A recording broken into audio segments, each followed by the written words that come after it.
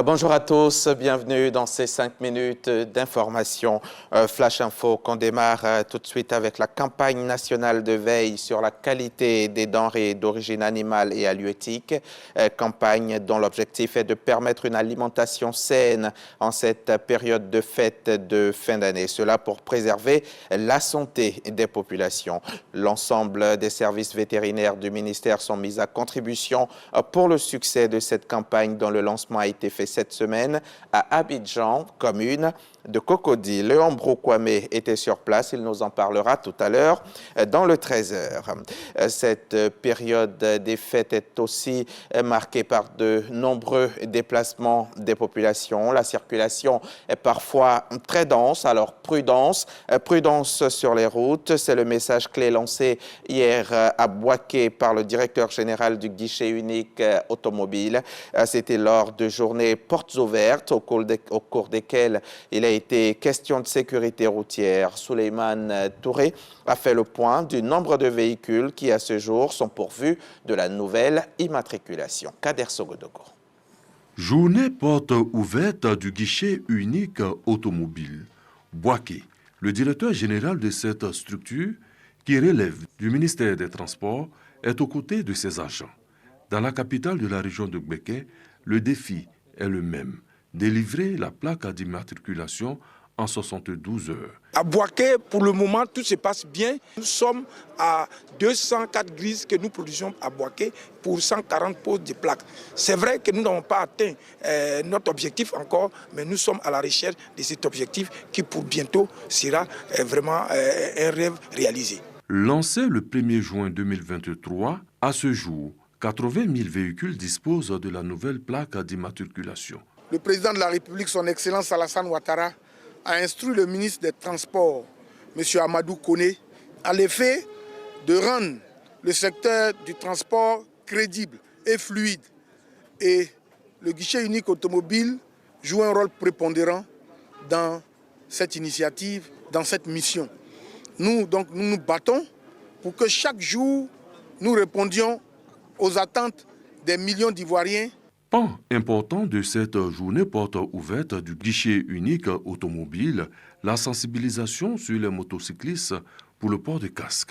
Le directeur général Touré Souleymane en a profité pour donner des conseils aux motocyclistes avant de leur délivrer gracieusement des casques.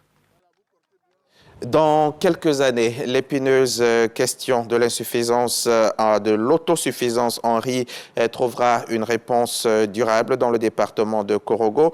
Un challenge que veut relever la nouvelle société coopérative des producteurs de riz de ce département.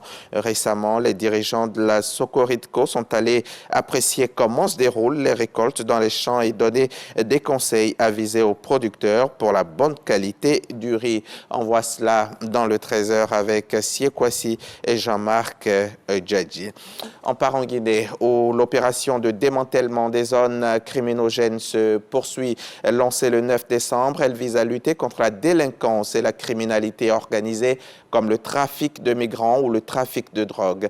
Cette opération a donné lieu à des dizaines d'interpellations et à des expulsions de Sierra-Léonais résidant dans la capitale guinéenne, provoquant des tensions entre les deux pays. Mais le procureur indique que cette opération ne cible pas spécifiquement les citoyens sierra-léonais et qu'il y aurait plus de 400 zones criminogènes à déguerpir dans les 13 communes de Conakry. Après quoi, elle se poursuivra dans les autres capitales régionales comme Kindia, Boké ou encore Mamou.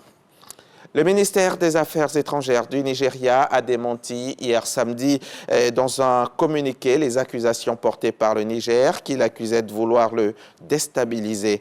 Le pays avait accusé le Nigeria de servir de base arrière à la déstabilisation du Niger, en complicité avec certaines puissances étrangères et les dignitaires de l'ancien régime qui s'y trouvent.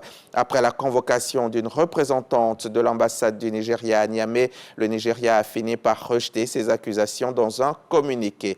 Ces tensions interviennent alors que le pipeline qui transporte le pétrole nigérien vers le Bénin, allongeant la frontière nigériane, a été saboté 3 fois en moins de 2 semaines par des hommes armés que Niamey accuse de venir du Nigeria. Dans le magazine du dimanche, tout à l'heure, à 13 h, nous allons nous intéresser au développement des communes. Un colloque sur le développement des communes qui s'est tenu récemment ici à Abidjan. Un colloque donc dont la visée est de conceptualiser le développement local en s'appuyant sur l'exemple de Koumassi. Notre invité est professeur Kamaté André Baouman. Il est président du comité scientifique du dit colloque. Par ailleurs, directeur de l'UFRICA, l'UFR, Information, Communication et Arts. C'est pour tout à l'heure, c'est 13 h.